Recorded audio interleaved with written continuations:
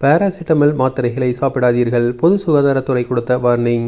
தமிழகம் முழுவதும் கோடை வெயிலின் தாக்கம் அதிகரித்து வருகிறது. இதன் காரணமாக கோடை நோய்களும் அதிகரித்துள்ளன. இந்த நிலையில் இந்த நோய்களுக்கு பாராசிட்டமல் எடுத்துக்கொள்ளக்கூடாது என பொது சுகாதாரத்துறை எச்சரித்துள்ளது. மருத்துவரின் பரிந்துரை இல்லாமல் மாத்திரைகளை எடுத்துக்கொள்வது தவறு.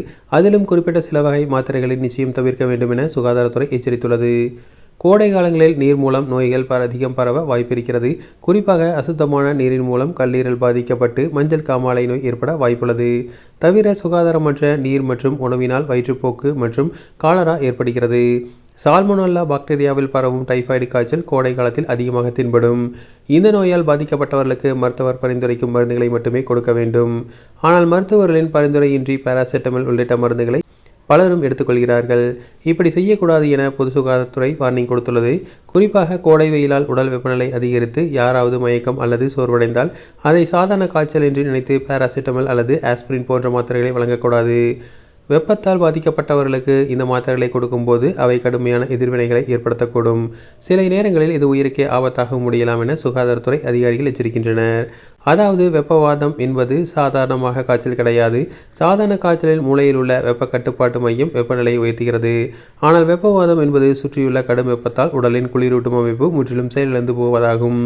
பாராசிட்டமல் போன்ற மருந்துகள் மூளையில் உள்ள காய்ச்சல் கட்டுப்பாடு மையத்தின் மூலமாக வெப்பத்தை குறைப்பவை. ஆனால் ஹீட் ஸ்ட்ரோக்கின் போது உடல் வெப்பநிலை வெளிப்புற வெப்பத்தால் உயர்கிறது, மூளையின் தூண்டுதலால் அல்ல. எனவே இந்த மருந்துகள் உடல் வெப்பத்தை குறைக்க உதவாது என தெரிவிக்கப்பட்டுள்ளது. வெப்பவாதத்தின் போது இரத்த ஓட்டம் குறைய வாய்ப்புள்ளது. இது கல்லீரலுக்கு செல்லும் இரத்தத்தின் அளவையும் பாதிக்கிறது. இந்த நிலையில் பாராசிட்டமல் உட்கொள்வது ஏற்கனவே அழுத்தத்தில் இருக்கும் கல்லீரலை மேலும் பாதித்து கல்லீரல் செயலிழப்புக்கு வழிவகுக்கிறது. வெப்பவாதத்தின் போது இரத்தத்தில் உள்ள தட்டுக்கள் மற்றும் இரத்தம் உறைவதற்கான காரணிகள் பாதிக்கப்படலாம். ஆஸ்பிரின் போன்ற மருந்துகள் இரத்தத்தை மேலும் நீர்க்க செய்யும் என்பதால் இது உட்புற இரத்த கசிவை ஏற்படுத்தி உயிருக்கு ஆபத்தை விளைவிக்கிறது. மேலும் உடலில் நீர்ச்சத்து மிக குறைவாக இருக்கும்போது இத்தகைய மருந்துகளை எடுத்துக்கொள்வது சிறுநீரகத்தின் வடிகட்டும் திறனை பாதித்து சிறுநீரக செயலிழப்பை உண்டாக்குகிறது. எனவே வெப்பவாதம் என்பது ஒரு இயந்திர கோளாறு போன்றது. சூடான என்ஜினை அணைத்துவிட்டு அதன் மீது தண்ணீர் ஊற்றி குளிர்விப்பது போல பாதிக்கப்பட்ட நபரின் உடலை வெளிப்புறமாக குளிர்விக்க வேண்டும். ஐஸ் கட்டிகள் அல்லது குளிர்ந்த நீரால் உடலை துடைப்பது, மின்விசிறி அல்லது ஏசி காற்றில் வைப்பது, அக்கல் மற்றும் கழுத்து பகுதிகளில் குளிர்ந்த துணியை வைப்பது.